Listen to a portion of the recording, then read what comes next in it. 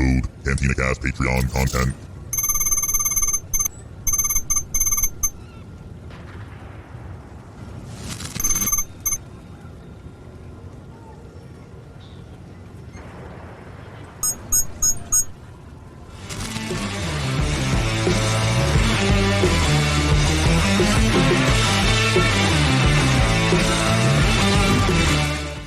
Hello, Patreon folks. Thanks for joining us tonight on this episode of From a Certain Point of View. As you can tell, Jonesy's not here. So tonight we've dedicated this entire episode to talking about the things that we hate the most about. I'm kidding. I won't finish that sentence. No, in all seriousness, this is our Rogue One top 3 moments of the movie. And joining me with me are some Patreon folks, starting with, I'm going to bring in our veteran now with this thing. This is your third show, Lauren. Lauren, welcome to the show. Yes, hello. Good to be here again. Yes, thank you.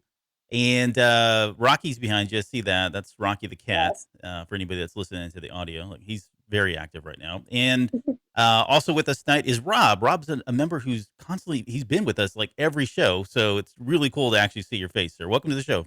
Yeah, it's about time. Good to see you, Albert. Yeah, thanks for being here, man. Thanks for bringing it. And then someone who's been with a Patreon member for a number of years. I think I looked; it's like almost 3 years now. So, Mike, thanks so much for all your support, and especially for being here tonight to talk about Rogue One. Yeah, thanks for having me. Yeah, great, and nice shirt, by the way. Yeah, support the team. He's wearing a Cantina Cast shirt. The other two, I'm going to give you guys a solid D's in terms of what you wore.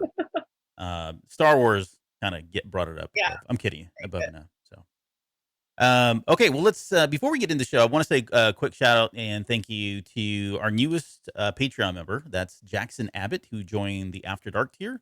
Thank you very much for doing that. And although the first part of this episode is going to be released as a general release, for everyone else, first of all, to our Patreon supporters, thank you so much for supporting the show and allowing us to continue to do this and pay for all the expenses. And for anyone else that's wanting to join, if you go to cantinacast.com/Patreon, you guys can sign up as well.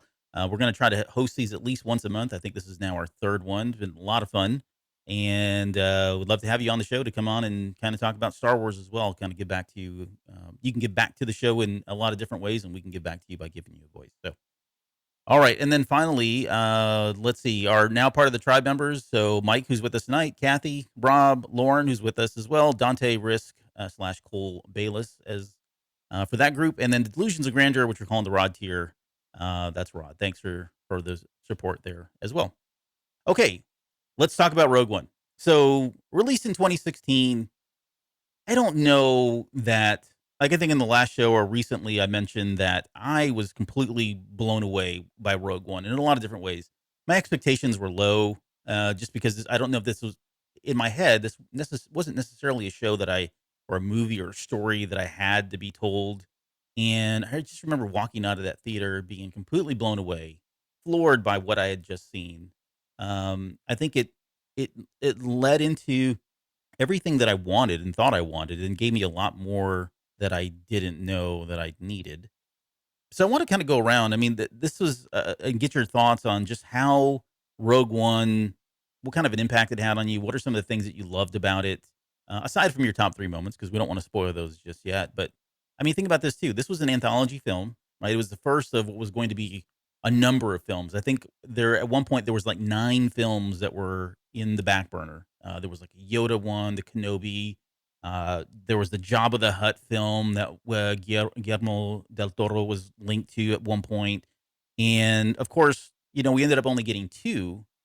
But yeah, I mean, it's a very interesting story. Maybe we'll get into this as we're talking about it a little bit more. But Lauren, let's start with you. Like, what were some of the things? I mean, what is it that you loved about Rogue One, or what is it that you love about Rogue One? Well, I remember like going into it in the beginning before I saw it, I was somewhat skeptical, kind of like what you said. I wasn't sure like if the story was needed. I wasn't really sure what they were going to do with it. I just had like pretty much no expectations, and expectations that I did have, I was kind of like, I don't know.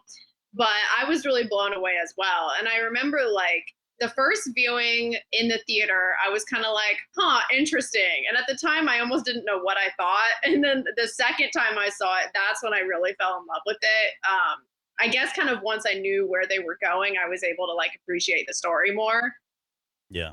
But yeah, I mean, like I feel like it's definitely, especially for like, it came out relatively early in terms of when Disney bought Star Wars, and I feel like especially for how recent it was at the time, it was like really well done. Yeah, I mean, it was the second film, right, of 2015 with Force Awakens. I think the purchase was done in 2012. So within 5 years, this was the first one out of the gate.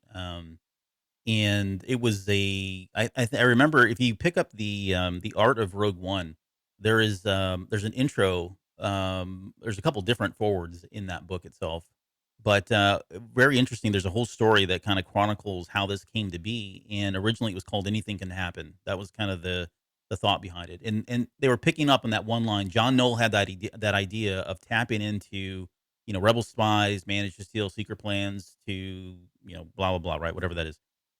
So yeah, I mean, expectations were pretty low across the board for a lot of people, and they were taking a chance. Like, this is a whole brand new ball game for them. They could kind of do whatever they wanted, and I think we may have gotten a little spoiled by how well this did. I mean, some people still consider this to be the best Disney film, right? Post Disney, this is, quote, the best one end to end, and in a lot of ways, and I think we're going to talk about that here. In a lot of ways, it probably holds up very well as that.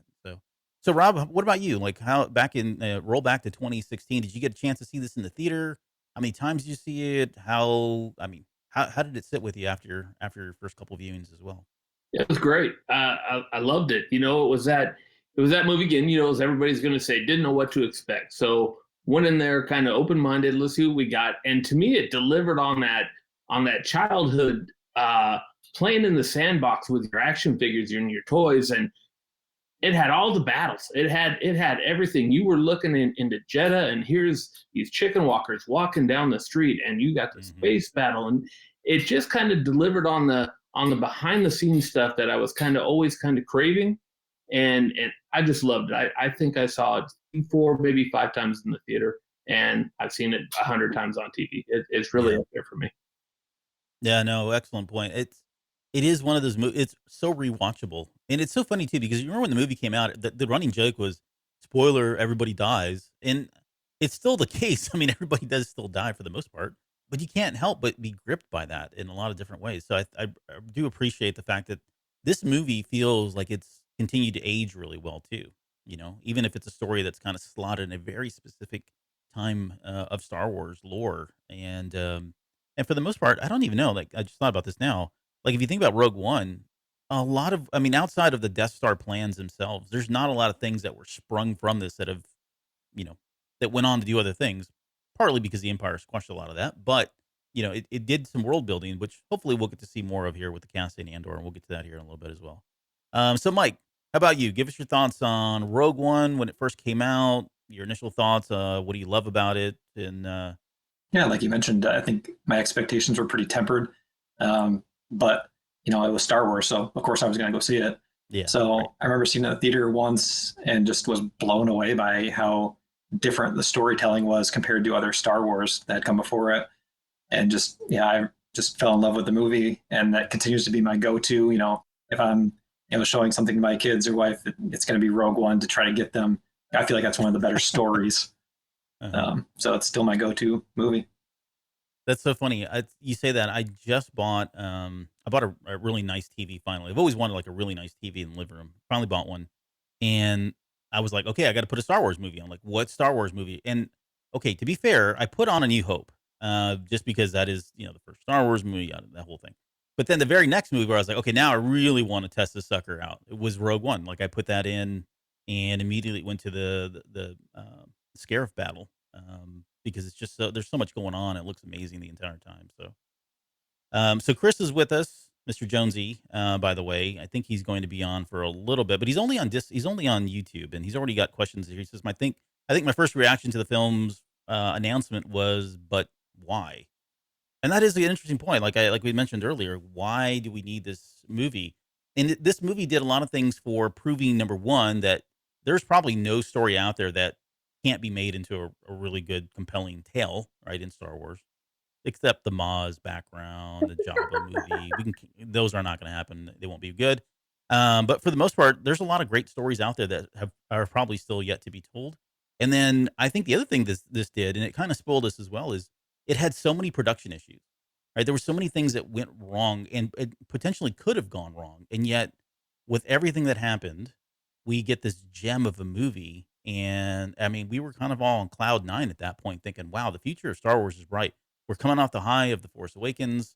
We've got this movie now, and and then the fandom kind of lost their minds after that. But that's a whole nother show for another time. So, but this was a really good time in Star Wars. If you think about it, I think everybody was happy, pretty darn happy right around this time.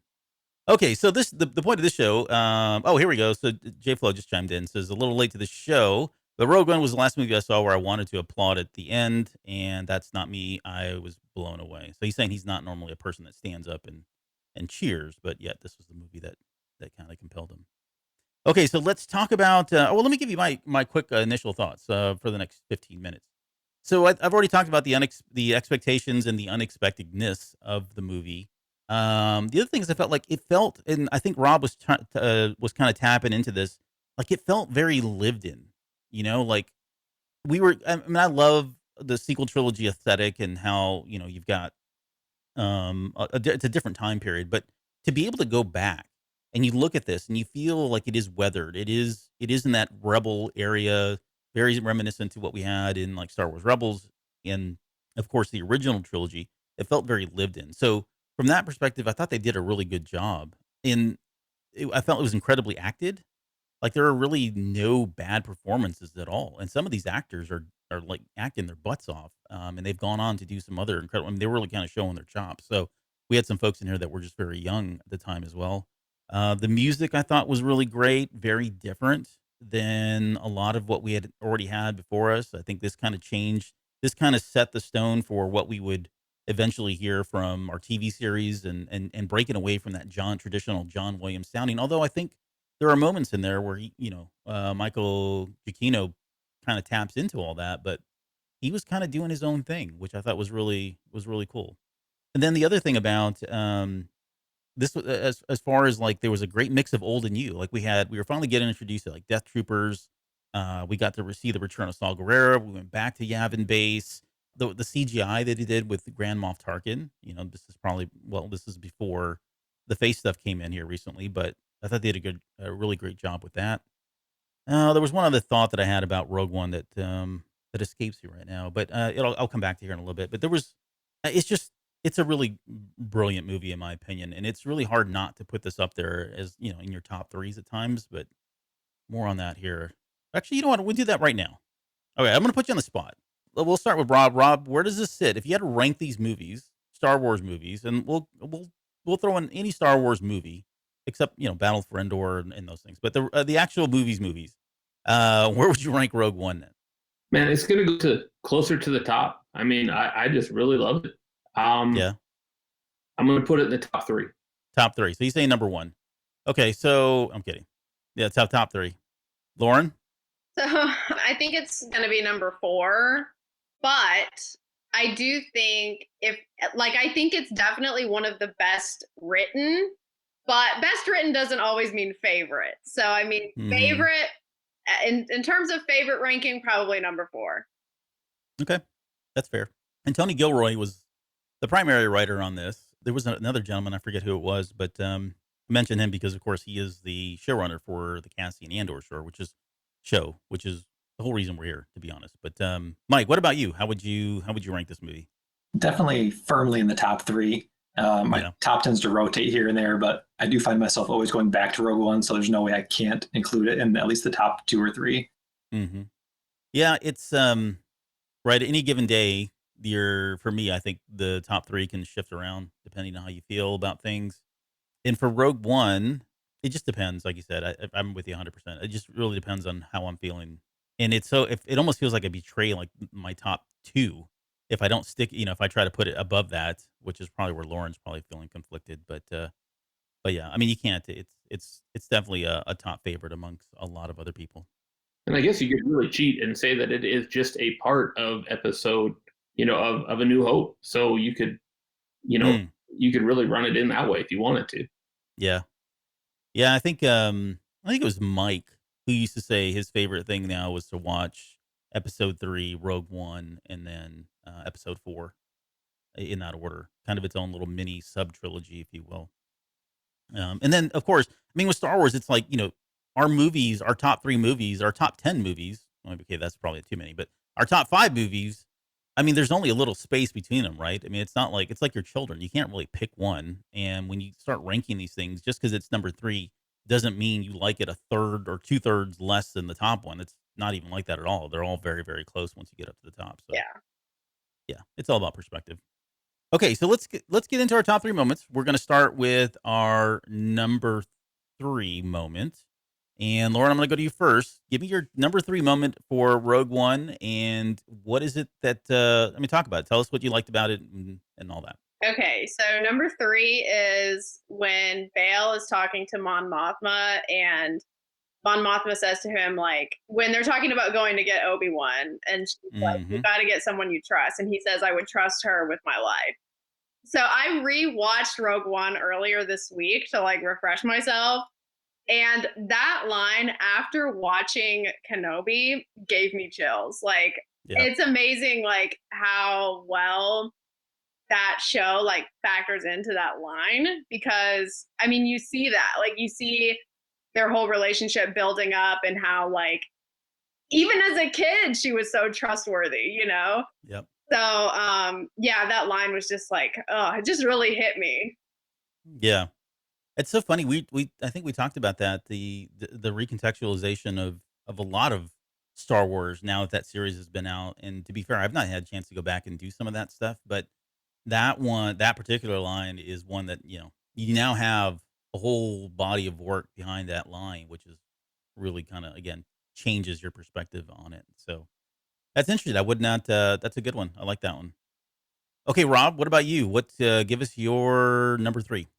Number 3, it's kind of stretched out a little bit, but I think you have to put the whole thing together, and that is the test of the Death Star slash the message. Hmm. Running it together where Jin is listening to her dad explain how he did the Death Star, and you're watching the Death Star getting ready to do the first test fire over Jeddah at the same time. And again, Yep. bringing it back to where you're talking about, it's a different type of music that we're listening as it's going on. If you're just hearing 1 or 2 notes play as he's talking over the movie as it's playing. And I think again, the emotion in that scene is pretty intense. I really enjoyed that. Yeah, that's actually a really favorite moment of mine as well. It's a tearjerker for me at times too, because Yeah. you think about her, she that up until that point in the movie, she's just been, you know, missing her dad. And if you go back and read like Rebel Rising, is it Rebel Rising? Oh my gosh, Catalyst, and I think it's Rebel Rising. I think you're Why am right. I drawing a blank on it? Is that it? Yeah, I think you're right. I keep getting that. I keep crossing that one with the Poe Dameron book that comes out later on. Either way, it's the one with Jyn Erso and where Saul Guerrero takes her in under his wing and is And kind of then her they go new train. dad. Yeah. Yeah. That that movie hit me harder. That scene hits harder when you read that book, because you realize just how much she loves her father, how much she's missed him, and has needed that in her life. At the same time, it's what's driven her down this path that she's on, right? So enough about that. But yeah, no, great moment there. And that you remind me. I said earlier there was something I was trying to remember. What Rogue One did differently was we didn't get like the fanfare at the beginning of the movie. We didn't get, we didn't get an opening crawl for the first time in Star Wars, right? And we're all sitting there going, "What in the world?" And suddenly they just slam the logo right in front of you. And then the other thing it introduced is kind of, again, more, I think, setting the stage for future productions, is we got the names of planets we were going. And that would never have happened in Star Wars, right? We just went to the planet, and somebody through the normal dialogue would say, "Oh, we're here on whatever."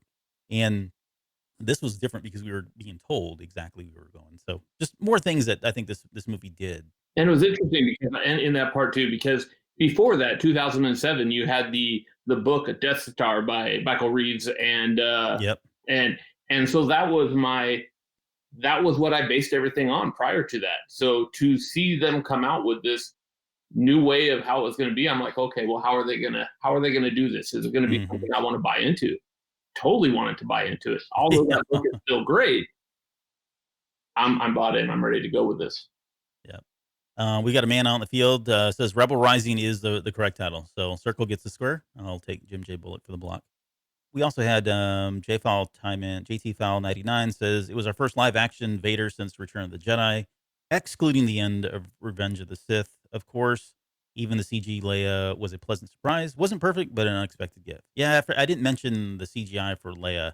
It's so brief, and it it did what it needed to do. Like, no, I don't think anybody was really complaining. It looked a little weird, but I don't think anybody was complaining about it. It's just I think we're spoiled now with Reface and all these other face apps that are out there, face technology. So, okay, Mike, you're up. Give us your number 3 moment.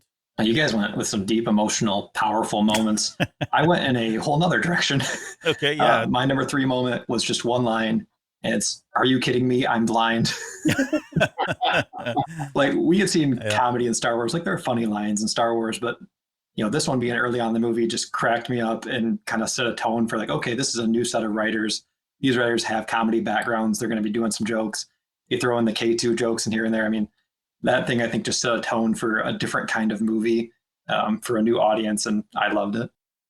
Yeah, and that was, I think for a lot of people, that was their introduction to Donnie Yen, who's been doing like films, action films, Hong Kong's Chinese films for a while, and I mean, he has some really good moments in here. In fact, I've got, when we get to the honorable mentions, I'll spoil that. I've got a number of them for him. I love Chirrut's character in a lot of different ways, but that line in particular is one that it's, and it happens like such an intense moment too, and just out of nowhere he slams that "Are you kidding? I'm blind" kind of moment. That line is just, it throws you for a loop, and then they cut immediately. They go to the very next scene, so it gives you time to take it in. It gives you time to get your laughter out, and then we pick right up again. So good, kudos to them on the editing and the pacing there. So, all right, well, let's get to number 2, and Rob, we'll start with you this time. What is your number 2 moment? Okay, so this one's going to be a little easier. It's a tie-in, which, well, we'll just jump into it. So the cut where they go straight to Wabani, and you see the turbo tank coming through, and Jin's inside, and they're going to pull her out so they can go find out more information. This was the first time that you saw a tie-in from the prequel movies into the newer movies, vice versa. So you didn't see, just meaning it was great to finally see the prequel movies being brought into the newer movies. Mm-hmm. And I just loved it. Seeing that thing tearing through the mud like that was great. Yeah, that whole bringing stuff in would then happen in a number of other shows and TV series, some of the movies later down the road. But you're right, that it was one of the very first times that we saw that, and we love that connectedness of all of this stuff as well. So right, you get all the rebels as well, and all that in there is included. Yeah. I forgot to give you my number 3. Does anybody want to know what my number 3 is? Yes. Well, you're gonna hear it anyways because it's my show. So my number 3 moment, believe it or not, it was hard to pick these. First off, I kept going back and forth, and at times this one falls up to the top for me, but I had to list it number 3, and that is it's Cassian Andor, and when he kills the other spy. Yes, it's so shocking to me because up until that point, my depiction or my perception of the Rebel Alliance was like, oh, they're a bunch of goody two shoes, and they're fighting for the good cause, and nothing ever goes wrong, and there's always a way out of this, and they're always gonna, they're not gonna have to take a life for any reason. They'll always find a way, right? And we were led to believe that, and rightfully so because of all the movies. We think of Luke, Han, Leia, all those guys, and then in comes Cassian Andor, and it would be different if he just did it and the moment just went on. But when you really look at his face and you think about where he is, you think about the situation he's in, and you think about, you've got somebody now who potentially has all kinds of information about the Rebel Alliance itself. He's got information about what's happening on the other side as well. And he knows he can't get up that ladder. He can't climb up the thing or whatever to get out. He's got an hurt arm. He knows they're in an alleyway. They're trapped, which is, they probably should have never been there in the first place, but that's another story. And then when he takes his life, I mean, he's like very soothing, kind of drawing him in, leading him to believe that everything's going to be fine. He gives you that rebellion hope that we all love and expect, and then just cold-blooded kills him right there. And you think, well, I guess in some ways they didn't have a choice. I mean, the alternative would have been captured, and he knows that he can't do that. I mean, there's just no way. The stakes are way too high at this point, you know. So yeah, it's a crazy moment that I don't think again, we've already talked about expectations, but to see somebody from the Rebel Alliance do that, it's just, oh man, crazy to think that that's okay. Now this is a war. There really is a war that's happening here, and sometimes, things like that have to happen. So okay, anybody have any thoughts on that scene? Well, just honestly, I think I went all Albert on this when I started doing this, and I have like 15 different top threes. Top three best movie, top three Right. wars, top three tie-ins, and that fell into my top three tie-ins to the new series that's coming out. Yeah. I think how he's going to tie in to what happens to the rebellion and how that becomes a thing is going to be really interesting. I'm excited to see how that pulls together.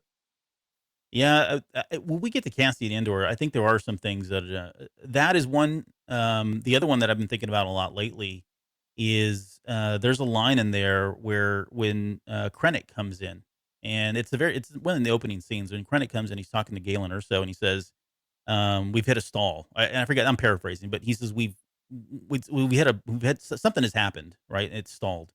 And I'm thinking, I wonder what that story is. Like, it's a very kind of throwaway line. It could just be, funding stopped. I know some people could argue there's the competition that's going on with Thrawn and his TIE Defender program from Star Wars Rebels. We know they were competing with funds and attention the entire time, right?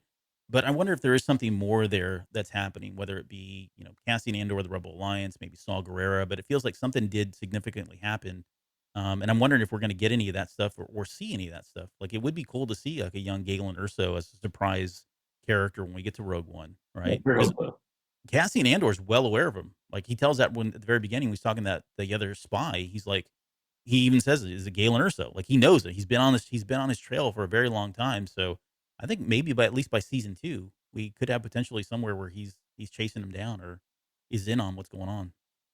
All right, sorry about that. Who were we with? Okay, let's go to Mike. Mike, give us your number 2 moment. Number 2, 2 words: Vader, hallway.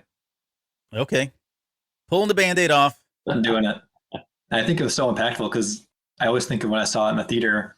And there's things that you can experience when you're watching it by yourself on a TV screen, and there's things that you experience with a crowd. And being in the crowded theater when the lightsaber lights up and everyone's got that energy, just and man, that was something that you kind of feel in your bones. And then it was just so crazy well done with the choreography and the cinematography and the scoring. And yeah, that scene is hard to beat. It really is. And now we've gotten, we've got the Luke hallway scene. We've got, what was the other hallway scene that recently that happened? Was it, there's Vader, Luke, who? Obi-Wan. Didn't we get an Obi-Wan hallway scene? Yeah, we get an Obi-Wan hallway scene there in the show. But yeah, it's and that scene it felt like it got better every time, right? Because everybody knew and expected it. And even to this day, I mean, that scene's coming up. It's like your adrenaline's pumping and you're like, "Oh boy, here we go." But it was the first time, and I know hopefully this is in the top 3 of other people because it is an incredible scene, but it's one of the first times I really truly believe that we get to see Vader be Vader, right? Even if you think about like in the original trilogy, yeah, he's menacing and all that stuff, but we never got to see him like this. I mean, just brutalizing people and killing people, and the display of power that he had, more in line with him as Anakin Skywalker in the Clone Wars, and being able to do all these multiple things at once. And it was just mind blowing. I mean, that scene for a lot of people sells this movie alone. So, but what do you guys? Well, hold on. I have a feeling it's probably going to be in the top 3, so we won't go there yet, unless Lauren, it is your top number 2 moment. But tell us what your number 2 moment is. Well, my number 2 is your number 3 when Cassian kills the guy. Oh, okay. Because it's like so shocking. Like I remember like it's like exactly what you were saying. Like when I saw it, I was like, wait, what? Like that's not supposed to happen. But I think it's a good thing because like, you're talking about like a time of war. So, I mean, people going to be doing things like that. So, I mean, it only makes sense that we would see that on screen, but to see it after the way that the rebellion was portrayed in the original trilogy was like, I mean, it really like changed the way that you view it, but I think it changed it for the better. Yeah. Yeah, and it let us. I mean, it's given us a series, which I hope that grit that we get in that scene. I hope we get more of that in this series as well. Like we do get to see the dirty side of war, the ugly side of war. Everything's not, oh, let's just get captured and someone will come save us or we'll save ourselves. No, these are people that are looking out for themselves because, again, the stakes are just too high.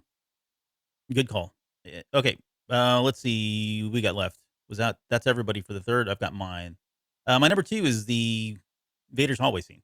It's hard to, like I said, this to me, any given day, it could be number one, especially if I'm in that visceral, just want to see him kill people kind of mood. But I don't know what else there is to say about that. So I don't really have anything more to add than I already have. So did I get everybody's number twos? Yeah. I did. Okay, cool. All right. Before we get to the number ones, let's talk about honorable mentions. So these are moments that didn't make the top three, but definitely worth calling out. They can be quick. You don't need to get real deep. Just give me some thoughts on things that you like. Mike, we'll start with you. What are some honorable mentions for you? Kind of like I mentioned, K2's humor really got me. A droid being that funny was good to see. Did an amazing job, yeah. And then Forrest Whitaker's performance as Saw, like how bonkers he took that, and how well it represented the character and where he'd come from, Clone Wars and everything we'd seen before. Just seeing him portray that was really cool. Yeah. Lauren, how about you? Okay, so definitely when Jen sees the message, because I mean her whole motivations and everything change in like a moment, and it's very believable the way that it's written, which I mean I think that's a hard thing to pull off. So that's definitely one. And then also when they're about to take the ship and leave, and like all of the other like spies and assassins show up, like basically when Cassian's like leading that whole group to go with them. Yeah. And they're saying like, we've done terrible things for the rebellion, like we want to help you, like we want to do the right thing. I mean, that was very moving as well. Cool. Rob, how about you? Honorable mentions? Yeah, I'm going to piggyback right off of that, and it's when they go ahead and call out the Rogue One, where you're starting off the Rogue Squad that carries on all the way through, the remainder of Star Wars, which again is great. And then even the voting no to go to Scarif, seeing that there's still a little bit of unsure what's happening with the rebellion and where it's going. It's interesting. Yeah, that's right. I mean, that is another example of like expectations not being met, because we think, oh, they're all gathering. Here we go. Here's we're all going to join in. They're like, no, we're not doing this. And of course, that like you said leads to the whole Rogue One thing. So I have a couple in here. The Saw Guerrero reveal. I know Mike's kicked it off with that one, but for me, that was a really good one too. And just seeing him, especially the way Garrett. We haven't talked about Gareth Edwards, who's the director of the film. The way he decided to show Saw Gerrera from the back, our very first, apart from him saying, come with me with the whole thing to Jen Erso down the tube there, or the cave or whatever. Apart from that, our first introduction to him is this shot of him from the back at ground level, seeing his one leg missing, coming in, and then giving us that shades of Anakin Skywalker with, being unable to breathe and more machine than man. And you think, wow, what a like complete difference than what we saw in the Clone Wars, and how did he get here? And going back to that book again, Rebel Rising, there's some really good stuff in there that kind of helps you understand how he gets there. But I'm excited that we're going to see him in the Cassian Andor for that reason. I've got a couple of Chirrut moments. So Chirrut versus the Stormtroopers. You can't have Donnie Yen you can't have him in a movie and not have him display his martial arts, style and all that. So having him get to do that and see that dynamic or see that aspect or dimension of a character in Star Wars, because we've never really had. I mean, all of Star Wars is based on like Japanese culture. A lot of it is aesthetically, that sort of thing. We actually got to see somebody fight with basically a bow staff the entire time, which I thought was really cool. I had the "Are you kidding me? I'm blind" moment in there. I did not have Bol Gullet, as Jonesy's chiming in now. It's Bor Gullet, I think, but either way. The other Chirrut moment I had was "I am one with the Force is with me." And it was that moment was like, I don't know. For me, it was weird. It was I like it, and I've come to appreciate it. But I thought, wow, this guy who's literally blind is putting all of his blind trust into the Force in this way. And I know to this day I've gone back and forth with people on it's just so unrealistic. They could have there's no way they would have missed him. He's out in the open, blah blah blah. And I'm like, okay, yeah, but it's Star Wars. But it just shows you how powerful and how devoted he was to the Force. And what's really cool is that we get to see that line now echoed in mostly in comics and books now, but it's come up many many times, including the High Republic. It came up in the High Republic, so this is something that's been said for a very long time, and I just love the fact that they're tying all that stuff together. So let's see. Okay, two more moments. I promise of my honorable mentions. The Corvette ramming the two Star Destroyers together. That was just like eye candy all the way to think that, never. I always wondered too, like we had that moment in Empire where they were, Han had kind of did his tactical maneuvers so that they would get real close to each other and they went into evasive actions or whatever he says. Whenever I got to see these two things like collide into each other, which is just phenomenal to watch on screen, I really enjoyed that. And then my last one, and I kind of cheated on this, my honorable mention, the TIE fighter scene that never happened in the movie. Do you guys know what I'm talking about? Right. Where she's standing up on the. Yeah. So if you go watch the original Rogue One trailer, okay, there's a moment there before at the very, very end of the trailer that's kind of like it kind of catches you. I forget what they call that, right? But it's Jyn Erso. It's in the scene where she's on Scarif, on that scene where she's on that platform that she kind of climbs back on and starts walking down right before she runs into Krennic. But she's running, limping, heading towards the end of that platform, and then suddenly there's a TIE fighter that pulls up right in front of her and just stops and hovers there. And of course, again, this is a trailer well before the movie came out, but that was like, I mean, for a lot of people, that's what sold this movie. Like, you're holy crap, there's a TIE fighter there. Who's in the TIE fighter? What's going to happen? How in the world is she going to get out of this? And I think, and you guys can keep me honest here. Here we go. Dante's coming in now that he's saying that TIE fighter moment would have been one of his top 3 moments for sure. But I think from everything that I've read now and understand, that was a shot that was put together for the trailer only. Like it was never in writing. It was never supposed to be part of the movie, but they did it solely to hook people and get people sold on going to see the movie. So I don't know. Do you guys remember that scene? And how do you feel about it? Do you feel like you got hoodwinked there that you were going to see that? Because it never happened. And I remember the very first showing, I'm like, wait a minute. I only came to see that TIE fighter. What's going on here? Why is it not coming up on the screen? Now that you're saying that, it does sound familiar. I need to go back and watch the trailer. But yeah, that would have been really cool. I wish they would have had that in there. Mm-hmm. Yeah, for sure. You got that. You got the one where she gets lit up from behind, where like she's gonna walk into the tunnel, where Jim's gonna walk into the tunnel. Oh yeah, yeah. And that's gone. And then you have where Krennic is walking across a puddle of water or something going into the tower, and that was not in the movie as well. Yeah, you could see his cape, I think, is what you saw like in the water itself. And like there's never a scene in there where he's on the ground walking around. So Absolutely. I have to watch the trailer again. you have to go watch the trailer again. Yeah. Go watch it. That first trailer is interesting. And I remember the time when the movie finally came out, I kept thinking, okay, well, maybe this is, I mean, like I said, it went through a number of different hiccups with production and there was some rewrites. And again, it was, we were going into this movie, honestly, with low expectations simply because so much had been redone on it that we were thinking, okay, this is going to be a hot mess express. And it absolutely turned out to not be that case. So, okay. All right, let's get into our final number ones, or I guess our final top moment of Rogue One. And I think I'm on Mike. So, Mike, I'm going to start with you. Give us your big moment here. Yeah, my top moment is Jyn Cassian's last moment, the scene where they're last together. I think, I can't still to this day watch it without feeling emotional at that moment because the movie by that point gets you so invested. You care so much about these characters that it drives home the sacrifice aspect of the whole rebellion story. I mean, what bigger sacrifice than for those two key characters to give their lives? I think that just encompasses the larger Star Wars story. On top of that, you care so much about those two that moment gets me every time. And as cool as the Vader hallway scene is, I think that one really hits deeper every time I watch it. Yeah.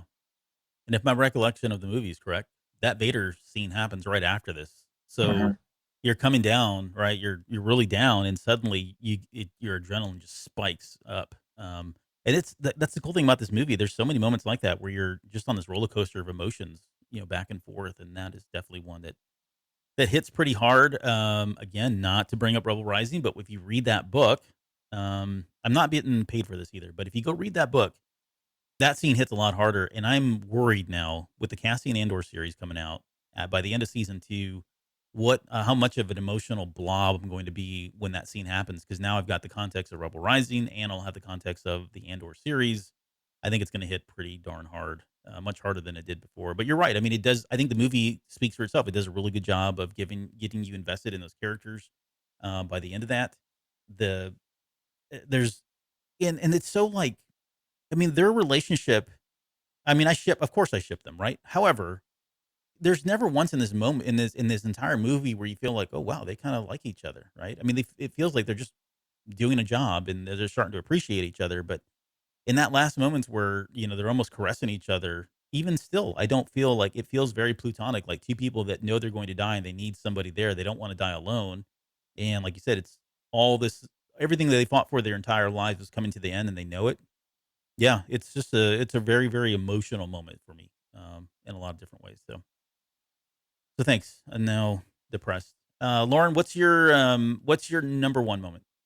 This is so funny because that you said that, because it drives me crazy that they don't kiss. It drives me insane. Anyway, that's beside the point. My favorite moment is the Vader Hall scene. I mean, like, we can talk about, like, emotional lines and all that, but the moment that really makes me like come out of my seat is the Vader hallway. So I guess that's my favorite. And it's like you were saying, like, it's the first time that we're seeing Vader in his prime. And so, I mean, that's hard to beat for me. So, Yeah, I figured somebody would have that in their top one. We'll see. We'll see what Rob has. Like I said, it's hard not to throw it in there. I didn't put it in my top one only because I was trying to be different. I But was again, also any given trying Sunday, that. I was trying to not say top one, and then I changed my mind, and I was like, I'll just be honest. right? I've got nothing to hide here. Gonna do that. Okay, Rob, what about you? I've checked it off as top one just because we said it 3 or 4 times already, and I'll go back to the nostalgic part of the whole movie of just right after they get Jin and they're coming back, and you see that big open view of the Yavin base, and that brings it right back to, oh, here we are, Star Wars. It's all about tying it back to the beginning, and Mhm. I'll go with that as my number one. I just really like all the tie-ins. I'm going to keep that at number one. Yeah. Yeah, and I think I hate to say this because it may sound sacrilegious, but I think Rogue One did original trilogy better than the original trilogy aesthetically, right? I mean, Right. it's just so. I mean, they had a better production, of course, more money, that kind of thing. But I mean, wow, there's so many moments and just like you said, callbacks, cameos, things like that that just really pull you right back into the original trilogy, and it's where it should be, of course, because where the movie falls. But they just really went over the top on this one.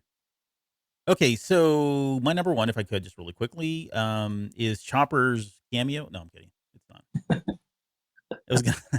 It could be. It's anytime. But so in my number one is actually I forget who said it now. It's the Project Stardust reveal. It's that whole sequence. I think it was Rob, for all the reasons Rob said, but it's very different for Star Wars. Like the voiceover and the music. It's Michael Giacchino's music.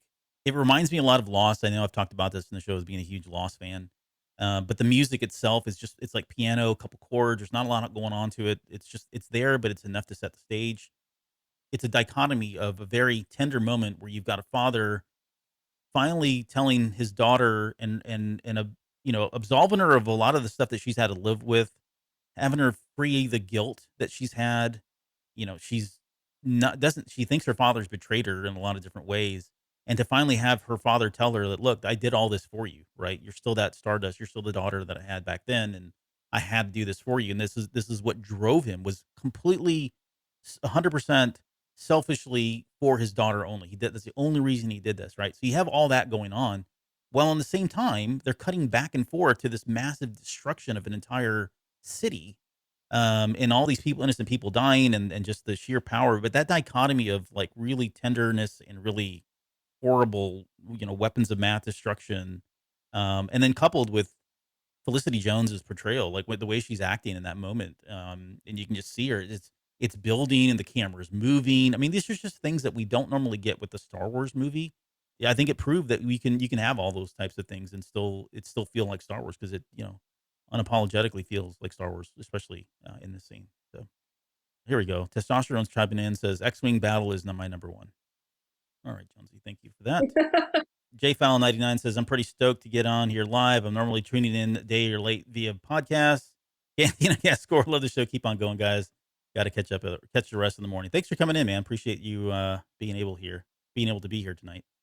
And then Dante Utini says, Galen's final line of, I have so much to tell you is such a heartbreaker. Yeah, because he never does. So yeah, that's my number one, Project Stardust. All right, final thoughts. Let's talk about as final thoughts. What are you expecting from Andor? I didn't even prep these guys for this, so let's see. Since Lauren is a veteran, this should be no problem for her. Lauren, what are you expecting going into the Andor series? And if you can tie it somehow into Rogue One, cool. If not, that's okay too. Well, it's interesting because I feel like going into the Andor series, I almost kind of feel similarly in that I don't really know what to expect. I mean, I know we've seen a trailer and stuff, so we kind of have a pretty good idea of like some of the scenes and like the tone. But as far as like what direction they could take this in, I'm really not sure. Also taking into account the fact that like with Star Wars stories, they do try to have like a little hope in there. And I feel like that's going to be tricky to get a sense of hope in that time period, given how terrible I'm sure everything was. I do have like high expectations because it sounds like it's going to be, really good. It looks like it's going to be really good. Cassian is a very strongly written character. So I have high expectations, but I feel like anything could happen. Yeah. No, that's a good point. Expectations are a little bit different, I think, for me too. Like I have very high expectations, unfortunately, and I'm trying to temper those because I don't want to feel, let down in some ways if it doesn't meet a headcanon such a bitch. We say that all the time. So I'm trying not to go there, but yeah, it's not going so well. Rob, how about you? What do you any final thoughts on Rogue One or expectations going into Cassian Andor? No, I think we're going back to politics. We're going to see a lot of Mon Mothma. We're going to see a lot of Coruscant. We're going to see a lot of, hopefully, the Emperor. It'd be nice to see where we can kind of draw that out and get a lot more of what's going on behind the scenes. How do we actually get to the Rebel? How do we get to Rogue One? Yeah. Yeah.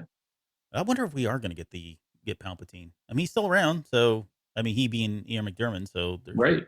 No reason why they couldn't bring him in, even if it's for a small scene. And remember, we got 2 seasons of Andor too, so I think season 1 will probably be primarily focused on his origin and all of that. And I think we're going to have some politics for sure. We've already seen that, but I expect if we're going to get some of the bigger connections to the future, it may happen in season 2. But it would be nice to get some of that stuff, those seeds laid down here in the first one.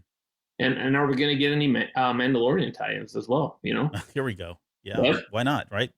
Let's get it all together. Tie it all together. Tie it all up. Before I get to Mike, Ash is with us tonight. She says, I feel unseen. Ash, you're not unseen. I see you. I see you, Jake Sully. I think that's his name. I forget now in Avatar. And David Lozano chimed in. Here we go. More testosterone, space battle, space battle, space battle. So we'll see if we get some of that there. Mike, what about you? Final thoughts on Rogue One, and how are you feeling about Cassian Andor? I'm excited for Andor. I think I'm most excited to kind of piggyback off Rob, the world building aspect of it. I mean, every show they create, we see new worlds. We see different worlds portrayed that have been maybe only in text. So just seeing where they go with the stories, different, planets we'll see, different creatures we'll see, and how that all ties into Rogue One. It's going to be fascinating. Yep.